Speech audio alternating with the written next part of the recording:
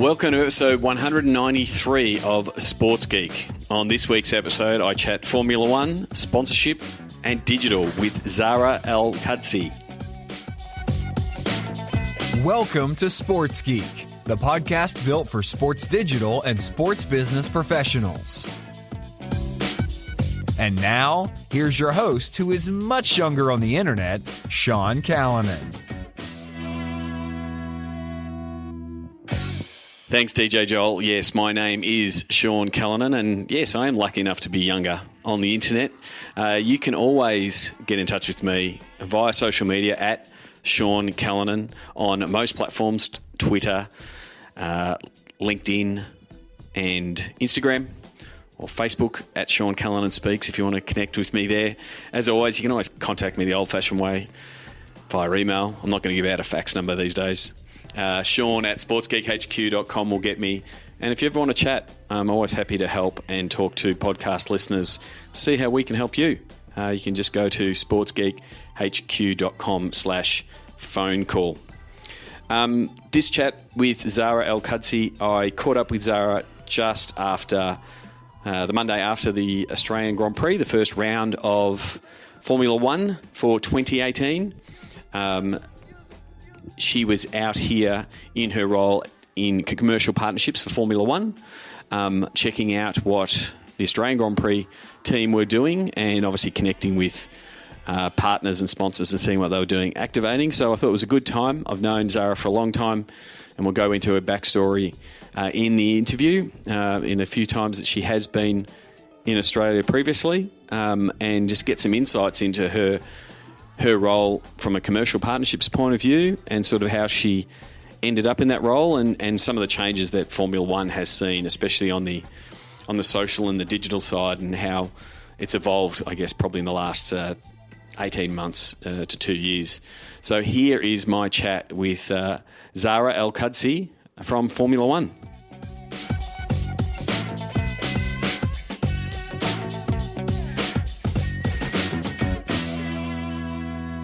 Very happy to be joined by the jet-setting Zarah Al-Kudcy from Formula One, works in commercial partnerships. Welcome to the podcast. Good morning.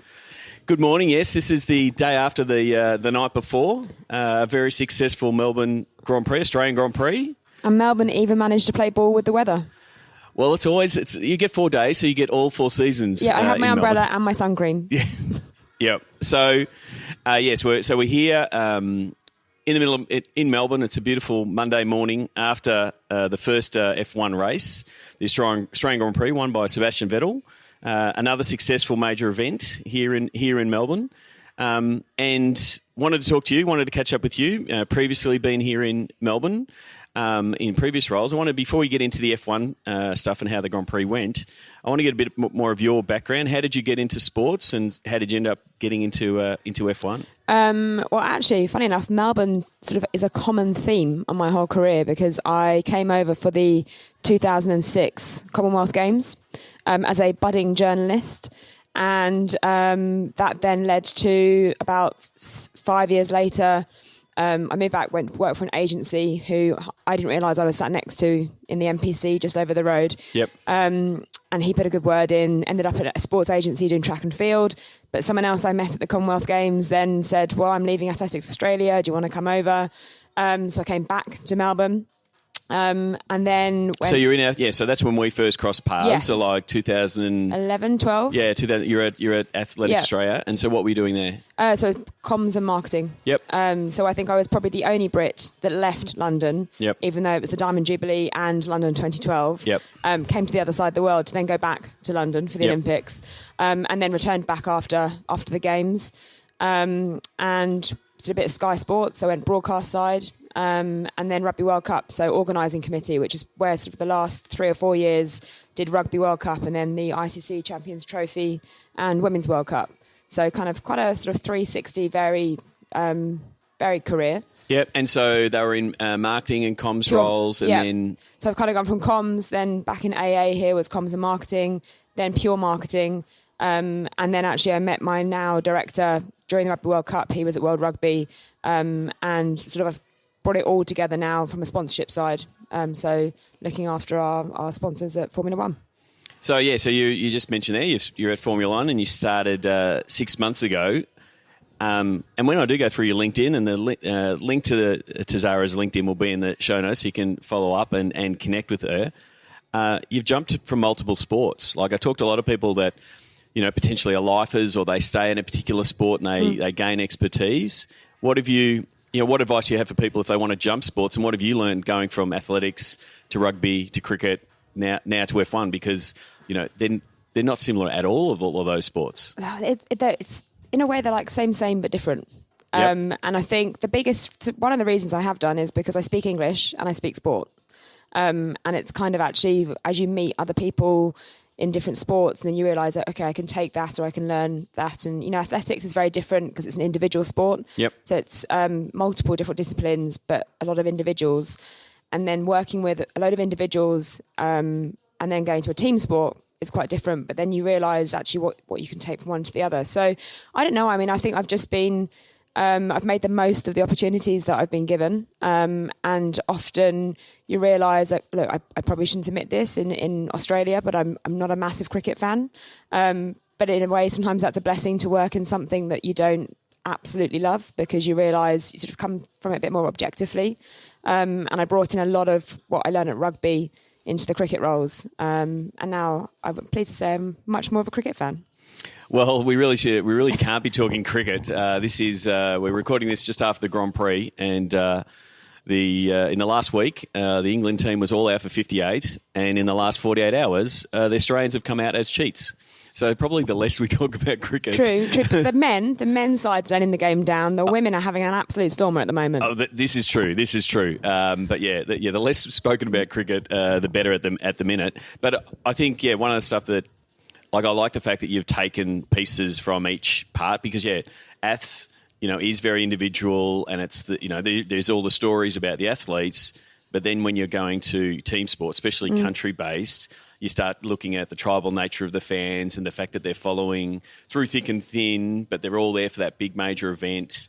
To now going to more, so F1 is almost like club based, because people follow certain teams because of that fanaticism of, Ferrari or Mercedes or whatever. So you've sort of got that full gamut of what sport does offer. Well, I mean, in a weird way, F1 actually combines the two, because you have, one of the things I've always noticed with an individual sport is how actually everything rests on that individual. So I know it sounds silly, but Sally, for example, when we work with her, only she can produce the results. Sally Pearson? Yes, but only she can also promote herself. Yep. Whereas in a team, whoever from Liverpool or Hawthorn, you can sort of share the responsibility. Whereas I think if you look at F1, you have fans of drivers and you have fans of teams. And yes, it's a team event to put actually the car together and get it going. But ultimately, it's also the driver. Yep. And so in a way, it's kind of, I see parallels of both sides in Formula One, with how the individual nature of the drivers, but then the team nature of, and telling the story of the team. And I think actually credit to the drivers, they do a good job of it themselves as well. And F1's always been, had that driver focus, and we're seeing other sports, the NBA in particular, like really pushing, the athlete-driven story. People follow the stars, and the drivers definitely are the stars in F1. So it is a bit of that balance to be promoting the stars, and the drivers are the story. But then there's so many stories behind them that can get told that the fans that are deeper in want to hear. Yeah, and I think one of the things that we're definitely looking to do, because it's all fan-focused at F1, is telling more stories. And I think building more hero profiles. As you say, the NBA do a brilliant job with it. And actually, I find it fascinating because the sort of player trades in the NBA happen so much that you don't have as much of a tribal nature as maybe you do in soccer. And yet, I mean, yes, okay, LeBron got his jersey burnt when he left Cleveland, but all was forgiven when he came back and won a title. Yep. But at the same time, it's less. I find it interesting how a lot of players can switch quite a lot, and I think we're seeing even in the Premier League, you don't have so much of a one-team player anymore. People are moving around. Well, but I think what's happening in the NBA, and I think a little bit in football as well, is that people are following both their team, but then they're also saying, I follow that player. And so that's why they're tuning in. Yeah. And, if you take look at, say, the NBA and the NFL, one of the things, or baseball to a lesser extent, like a lot of people say, I follow the NFL, but I don't get to see their face because they're underneath the helmet all the time. Yeah. where NBA players are always visible. But one thing I think F1 does well, even though the drivers are always underneath the helmet when they're driving, they're very recognisable. And they're promoted, and then there was inches of articles this week just on Sebastian Vettel's haircut. Yeah, that kind of thing. So there is a good job in actually doing those hero pieces. But you're right to point out the helmet issue as well. I mean, I don't know if you saw the graphics change this weekend, and you'll have seen the driver list on the side. We've now included the faces of the drivers as well, not just the names. And the opening sequence, again, is all about heroing the drivers and building those profiles as well. So, yeah, helmets are a challenge sometimes. They are. One of the other things I wanted to sort of dive in on, again, taking your background, to go from Rugby World Cup to the Women's World Cup in cricket, working in that major event piece, same working in the Commonwealth Games. There's a lot of people who stay in that or work in that space that understand the nuances of a major event. What did you take from those? Because now you're coming to F1, and every event is a major event, because you've got like here in Melbourne, you've got an organising committee that's putting on a major event, and then the show will move on, go to the next venue, and it'll be another major event. What's the kind of strain in that to put on that many major events? I think so. Most of the promoters actually put on the Grand Prix itself, and then we work with them, and which is great, because actually every market, the nuances of each country and each city, I think is probably the biggest difference. In the UK, we went through this massive glut of major events, which sort of started with the Olympics. Yep. Then you had a Commonwealth Games, a Rugby World Cup. There's Cricket World Cup next year. Obviously, we have Wimbledon returning every year. And you kind of get to know the sports market very well. And equally, the sports fans start to understand, ticket buying processes. Yep. How early do I need to be at an event? So the sort of education piece happens itself. When I came to Australia with track and field, again, I noticed the differences between the appetite for or the drive to get people to an athletics event over here, very different to the UK. So I think that's the biggest thing, and that's where we have to work with the promoters to understand, going to the Grand Prix this weekend is going to be so different to Bahrain. Yep. And then China. Yep. And I think it would be remiss of us just to sort of drop in the same thing 21 times. Yep. And equally, a lot of the fans on the ground then don't buy into it. So I think it's about having a core product that we then sort of tailor with each local market. Yeah, I mean, the core product is the race, and that's why everyone's coming there. And when I caught up with you at the track on Thursday, you were saying that there were a lot of race organisers coming to Melbourne. So Silverstone that were in Melbourne over the weekend, for example, and they, I caught up with them at the weekend and sort of highlighted a lot of the stuff they just loved, and they just, how different some of it was and the makeup, but again, Albert Park's very different to Silverstone as an actual venue. Yep. You've got a big lake in the middle, a lot of green space. So Silverstone hasn't been blessed with the weather, not that they can control that. Yep. So again, it's kind of you take the learnings. And Austin, they just tap into that US entertainment piece really well. They put on massive gigs. I think Justin Timberlake was last year and Taylor Swift was the year before. So everyone does think quite different. And you learn and pick and take what you think is going to be best and build it each year. And so they can come here, look at what Melbourne's doing or look at what Austin's doing and saying, what is our version of that? What do our fans want? But what fits for us? Austin's obviously going to say, we're going to do barbecue well. So there's going to be some great food places there that are doing barbecue well, because that's their personality. Because partly it's a massive tourism play to say, well, this is what our city offers, and you want it sort of to be a... Yeah, and I think, Heineken, to use a sponsor example, they're very good at doing that as well. So they work with... the Heineken Saturdays here at the Australian Open has been great. It was brilliant when I was here, and they've moved that now to the Formula One, and it's working brilliant as well. I think last year was the first time they did it.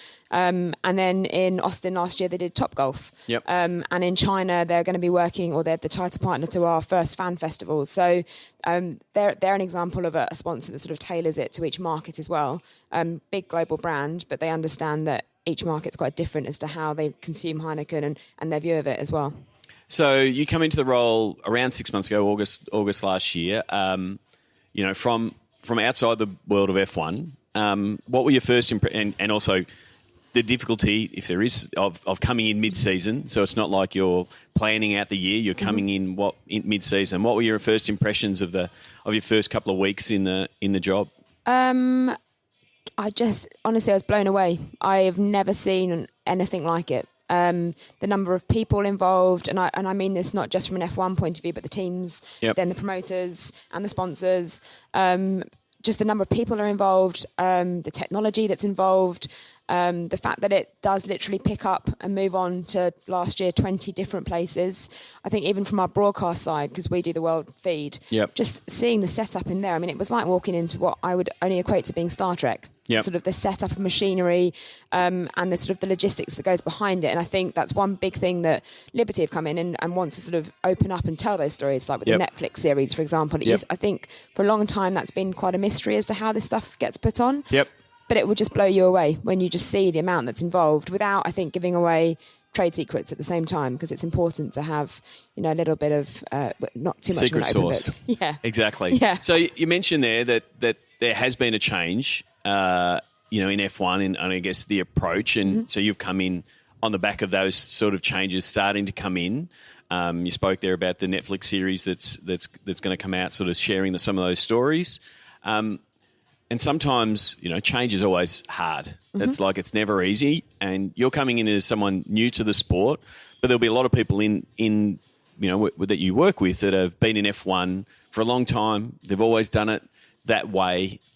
How has that adjustment to, hey everyone, we're going to do things a little bit differently. We're going to change our focus a little bit, and digital's a big part of that in the loosening of, I guess, the restrictions around what could be published on digital and social and using that.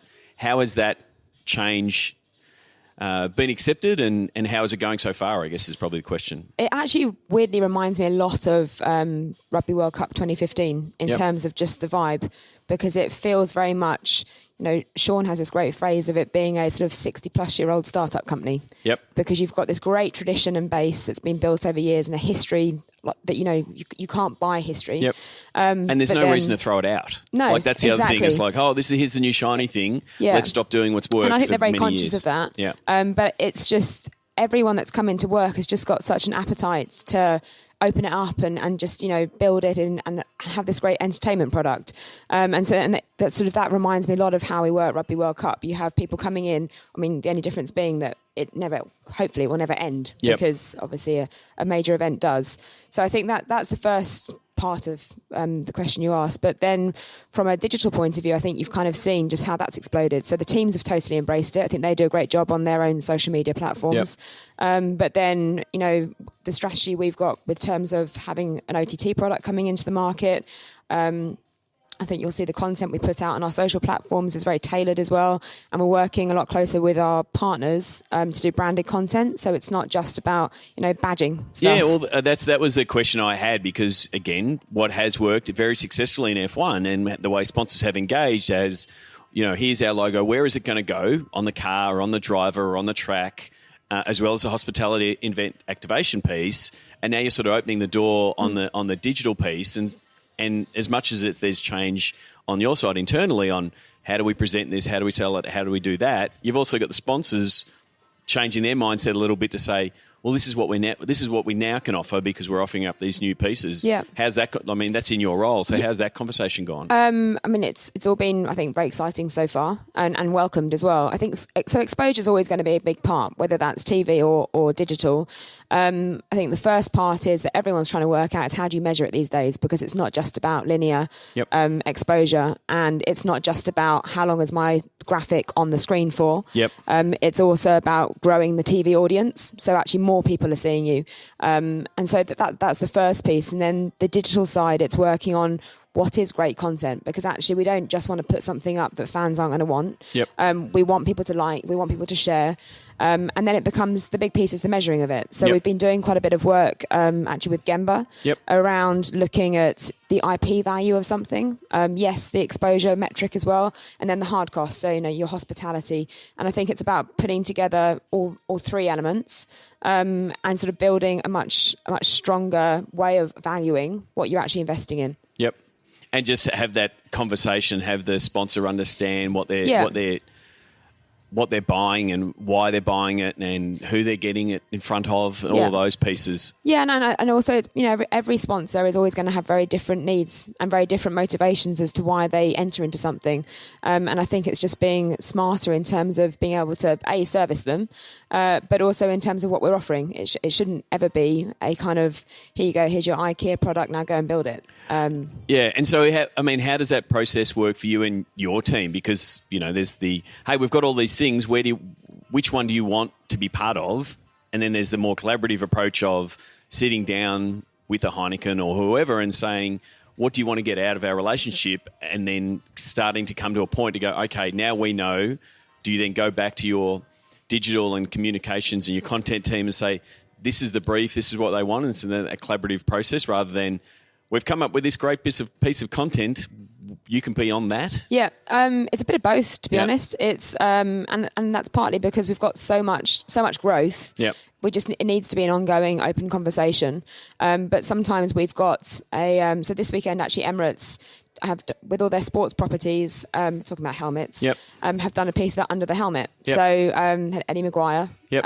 Under the helmet, and throughout the whole season they'll be doing a sort of who is it kind of thing. I don't know if you saw last year, Lewis Hamilton was playing golf with Steph Curry. Yep. And he had Steph under a helmet, and that kind of similar thing. Emirates alone have Collingwood and Arsenal and Real Madrid, so the kind of people we could start to get under there would be great. And that was actually, I think that was an idea that was done together. They want to look at doing some good content, and they had obviously a lot of good assets. But equally, sometimes it might be DHL have fastest lap and fastest pit stop. Yep. And they've worked with our production team to actually work out how they can edit that in a different way. We're doing a voiceover commentary, looking at the different graphics, the way we can put that together. So that's a right they have that we're just servicing a little bit differently this year.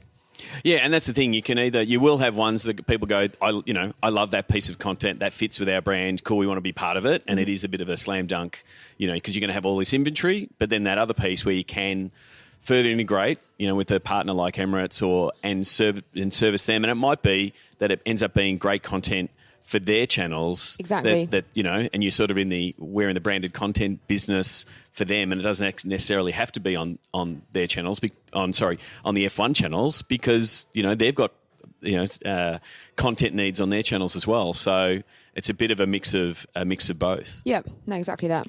The other one is I go back to my. So explain how. You sort of explained it before around the race organisers and how they're effectively running the race.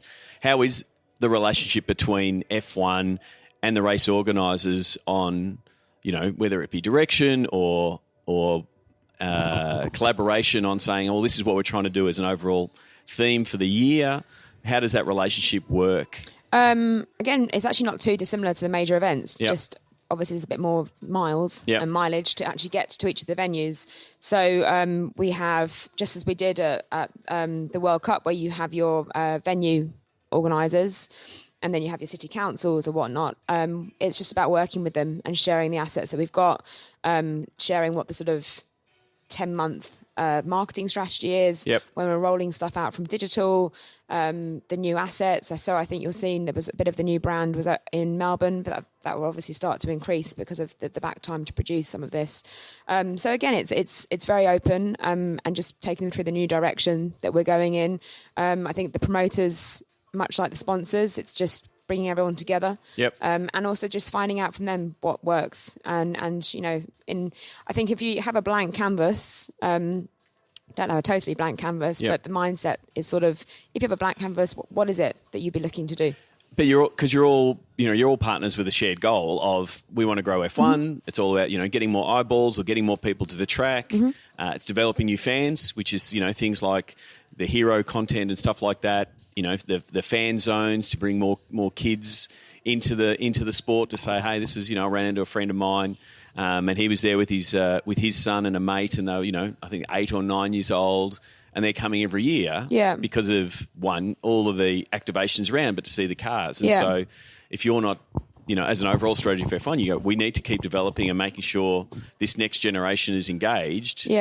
your organisers are a big part of that because it's the physical touch point. As much as digital is great, yes, sometimes it's getting that photo. With all sport, it's actually not until you maybe have the ball in your hand or the jersey on your back kind of thing that you actually have that next level of engagement. And I think to go back to your earlier question, sort of when I started last year, one of the big things that amazed me actually is, so I'd been to the Oz Grand Prix previously, but going to some of the other races, and I took a friend to Abu Dhabi, and she just said to me, I've got no idea. I didn't realise there was all this other stuff going on. It's basically like Glastonbury with racing in the middle.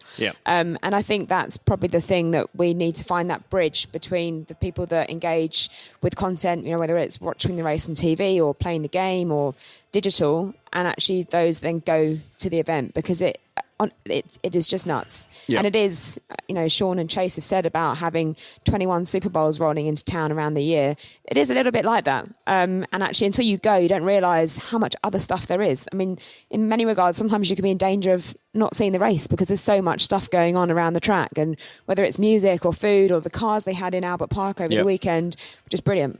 Yeah, pretty much had the same conversation with Dave and Pete at the VRC talking about the Melbourne Cup, and, there is a segment of your market that are like, hey, I go to the event for the event.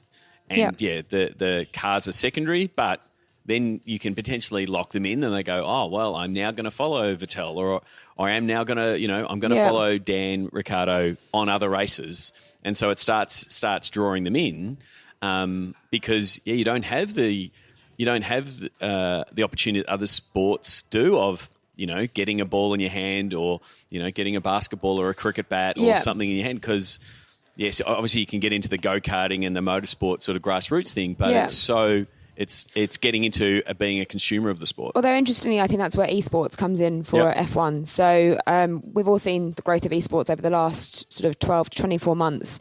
And I think the point of difference for us, maybe the NBA 2Ks and the Maddens of the world, is...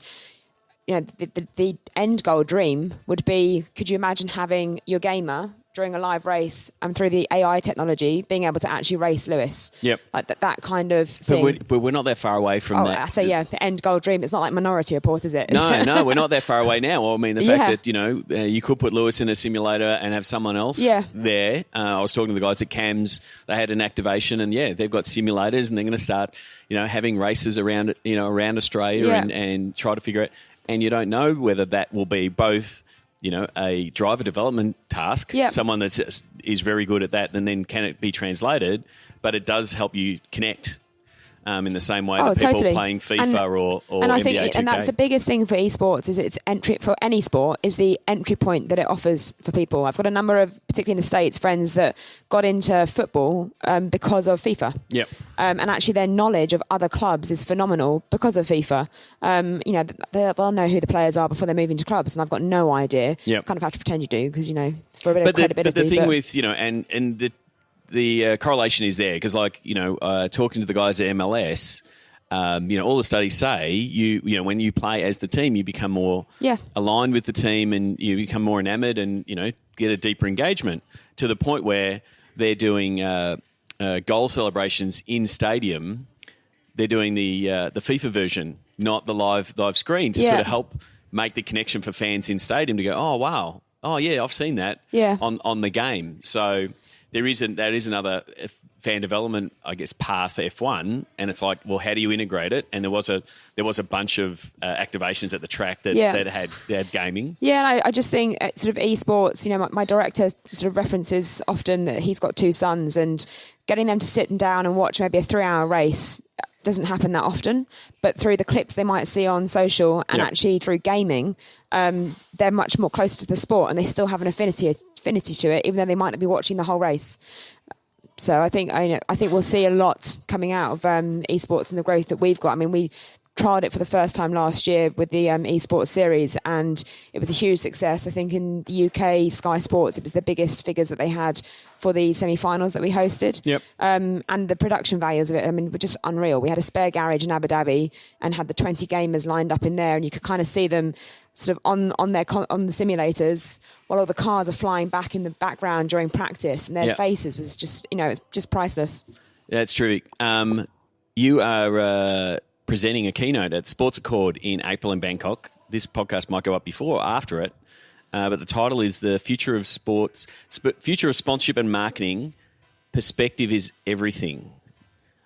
First of all, have you finished your slides yet? Or is it still a work in progress? There's a bit of that to do on the flight back to London. Okay, so you give us some broad strokes of what you want to discuss and when you do develop those slides. I think we've touched on it quite a lot. It's about having, I think, sort of integrity and honesty and sincerity are sort of values in sport, not just on the field. Yep. I mean, it's quite topical this weekend, obviously, but I think it's just about finding new ways and new discussions with sponsors and also with marketeers as to how we're promoting sports. Yep. Because there's so much information available now to fans that the fans see through anything that's not true. Yep. So I think that's one thing. And then also just as, you touched on the sort of digital expansion that we're going through at F1, there's just so much new content coming up as well. I mean, I saw yesterday the NBA have found a way to sell just the fourth quarter of a game.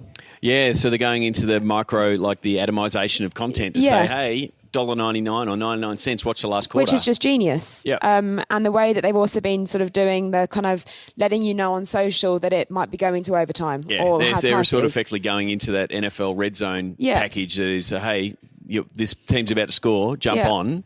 And it's, and I'm sure a lot of other sports are going to be sitting there watching and going, what's the appetite going to be? Yeah. Like, is it going to train people to only watch the last quarter?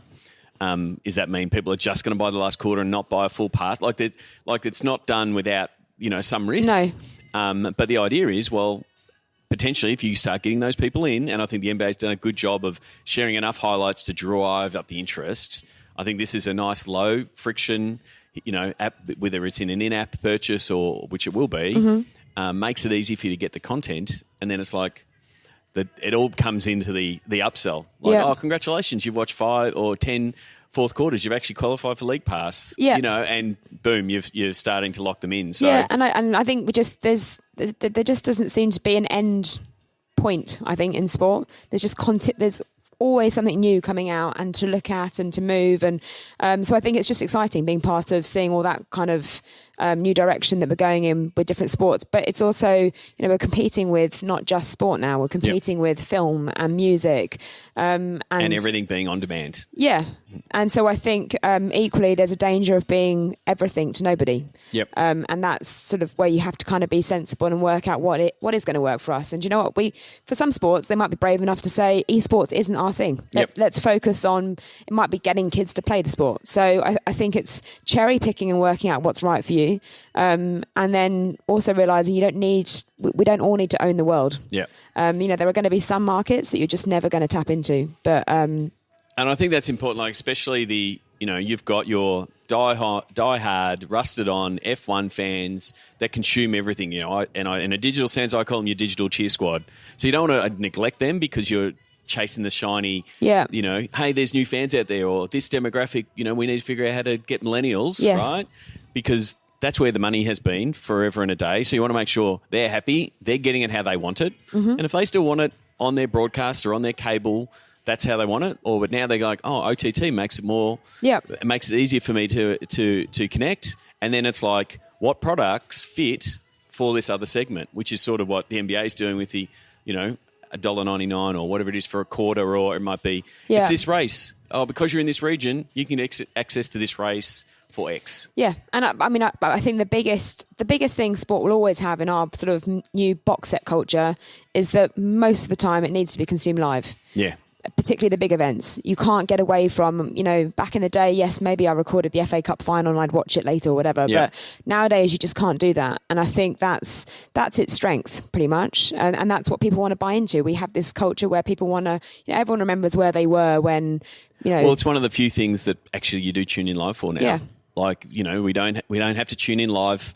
There's only probably 1 or 2 TV shows like Game of Thrones that you don't want any spoilers, so then you do watch it live. Yeah, yeah, you have to watch it live. Whereas everything else is on demand. I'll binge mode that. Yeah, I'll just watch that in a big chunk. But The stories around sport will be on demand, and we're seeing it with Man City and Juve, and obviously now we've moved on to Netflix. But I just think the live point, and hey, I was about to say I'm the biggest sports geek, but that would seem, You're more than welcome. I can't say that. I'm very welcome in the Church of Sports Geek. I'm allowed to have multiple people, but that's the thing, yeah. All sports are trying to go to that 365 days. Hey, we've got content. Yes, you've got your premium, events. Effectively your Super Bowls all the way through the year. But it's like, what content can we push through in between that keeps people engaged without forcing it? Like, and I think, the NBA does it well with its summer trade period, that kind of thing. Yeah. The NFL, has all these little keystone markers that says, they're coming back. MLB, when their training camp starts and all the content and the activity around spring kicks in, I think all the sports are trying to do it, and it's a matter of getting that piece right. So you're not just forcing it to say, we've got to do it for 12 months of the year, because if you're just doing it because you're trying to put content out, it's not going to work. You've got to make sure it's working for whatever fan base you're working with at that time. No, couldn't agree more. So I wanted to finish off with the closing five. Do you remember the first sports event you ever attended? I do. It was Arsenal Man U at Highbury. I wasn't a big David Platt fan, but he scored the winning goal in a 3-2 win, and I had my full Arsenal shell suit on, with matching necklace. Yep. I was very trendy as a child. That was my first one. Have we got photos of that? Can we share that on your socials? I do actually have a terrible photo of myself and Martin Keown, which gets a lot of laughs. But I think I'll keep that private. Yeah, no problems. So you've gone to a lot of major events over the journey, Com Games and Rugby World Cup and Cricket World Cup, now F1. Do you have a favourite food memory or ridiculous food memory? Favourite food memory probably was I took myself to Atlanta Falcons Seahawks playoff game in 2013. Okay, where in Atlanta? In Atlanta. In Atlanta. Yeah. And I wanted to go and see a playoff game. Yep. And I lucked out that my team Seahawks ended up playing there. And I'd met, this is the power of sport, I'd met a guy in a pub in Arsenal, or just outside the Emirates, while I was waiting for friends, and he was going to be at the game, so he said, come and tailgate with my friends, and I'd never been tailgating before. Tailgating is an awesome experience. This just massive pulled pork barbecue, and it was kind of, the food was great, but it was also just the whole concept of the tailgating, which just blew my mind. Yeah, no, the tailgating...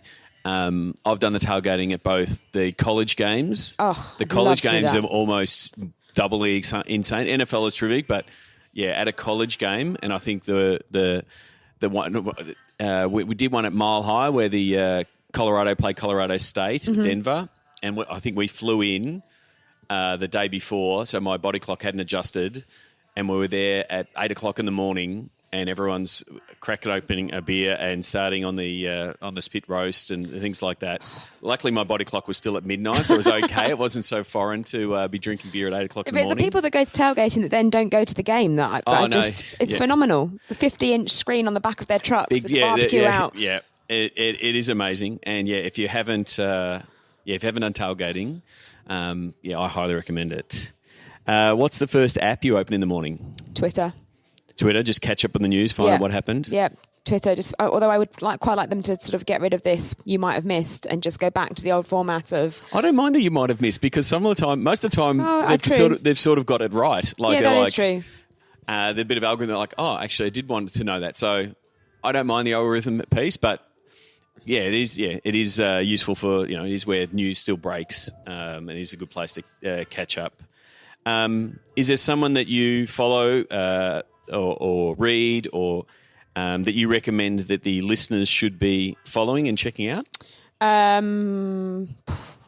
With my F1 hat on, I should probably say my director, but I will say Murray Barnett. Okay, yep. But I also think Kimi Räikkönen is just genius. In what way? I don't know if it's a conscious effort to be funny. But just some of the stuff that he puts up is just brilliant. It's just very Kimmy with his personality. So I think it's refreshing to see him on social. Yeah, so it's just an athlete that's sharing his mind. Yeah. and sharing his personality and letting that shine through a little bit more. Yeah, and he's fairly new to it this season as well. I don't think he was on last season, so it's just quite good to see. But I think from a non-F1 point of view, I'm a big LeBron fan. Yep. And I think he just does social brilliantly. And it's sort of that from whole, a social cause with, point of way as well, not just on the sports side of things. But I think he just uses all of his channels really well and puts up good content. Yeah, I think what he's doing with Maverick and the Undisputed and all those kind of things, it's all very tactical. He does know what he's doing. He does know when he puts something out that there will be articles upon articles on what he does post. I just sort of, from a personal point of view, I really respect an athlete that's at the top of his game, but using his position to generate conversations around not just what he does on the court. Because there are not many that, there's quite a few have shied away from doing that, and that's fine. Yeah, I think it's he does a great job. Michael Jordan quote, Republicans buy shoes as well, right? And, the political correctness and, LeBron's an athlete, a digital athlete, and that is living in a time where the platform that he's realised, and he's known for a long time, that it has a lot of power. And the easier thing would have been to do is go, well, my sponsors want me to toe the line and don't want to annoy anybody. And he said, well, no, this is where I stand. And so I agree. I think the way he's both using it and ongoing is, a good example to people. Lastly, what social media platform is your MVP? And so you get to answer this with an F1 hat on and a Zarah hat on. I think with F1, I think I'm going to put them both the same of Instagram. Yep.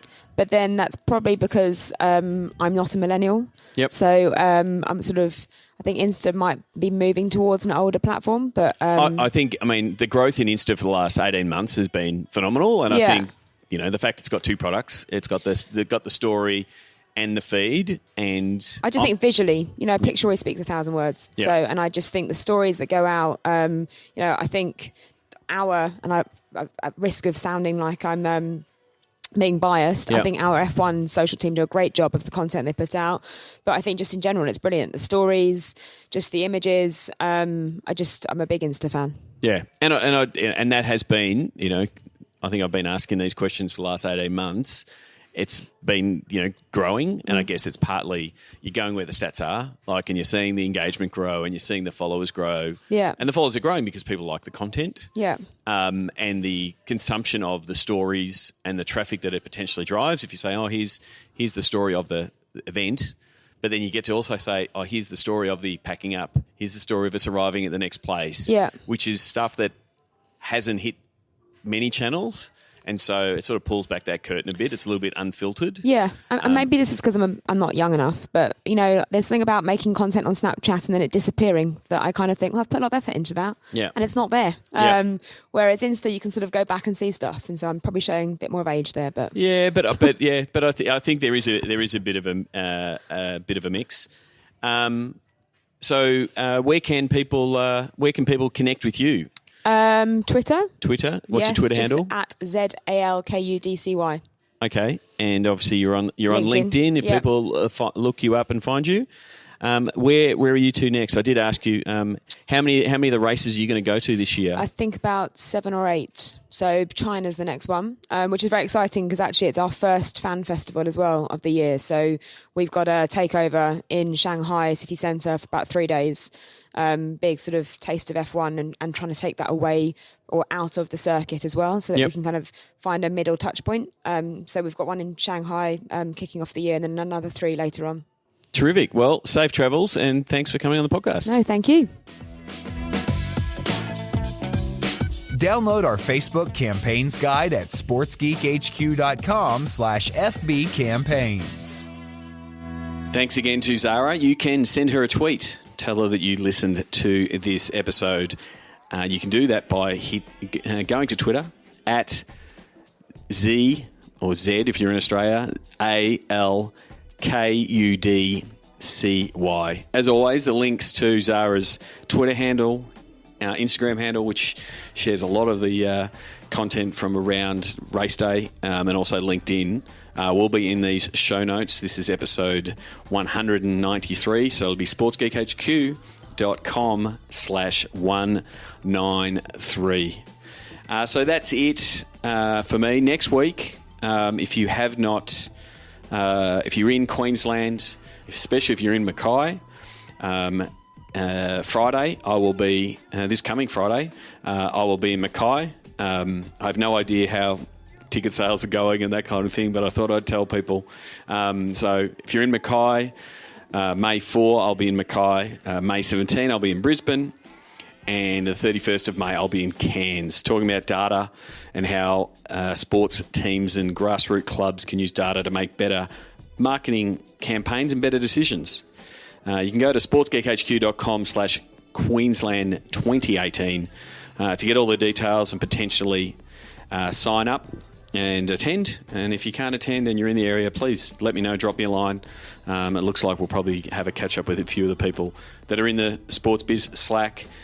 So please reach out. Just a bit of an idea of some of the stuff that we have been doing recently.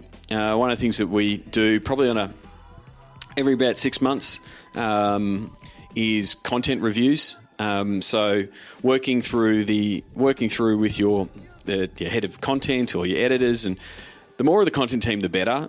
Sort of talking to them about the different types of content they're putting out, why they're putting it out, who and what audience it's working for. And then it normally goes hand in hand with sort of the platform reviews.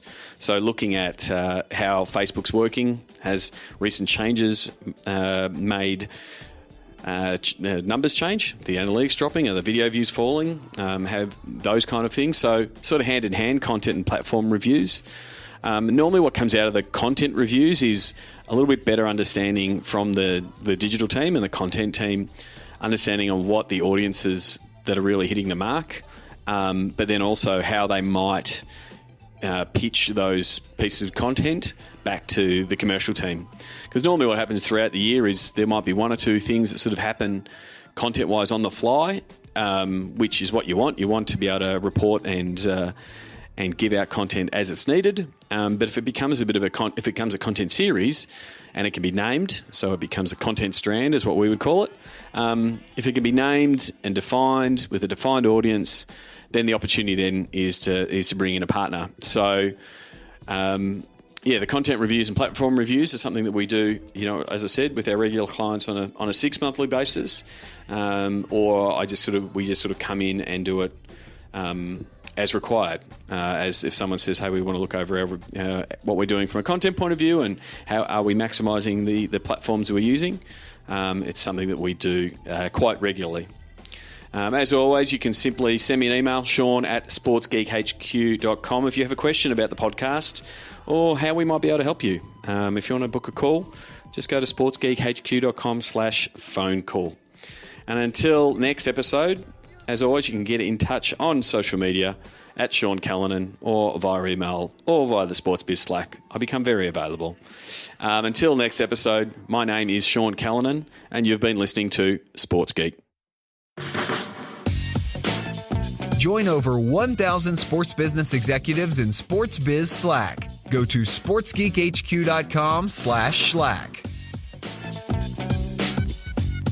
Please share your fave episodes of Sports Geek on LinkedIn.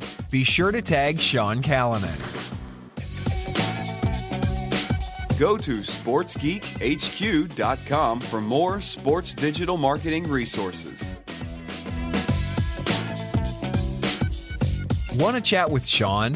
Book a time for a call. Go to sportsgeekhq.com/phone call.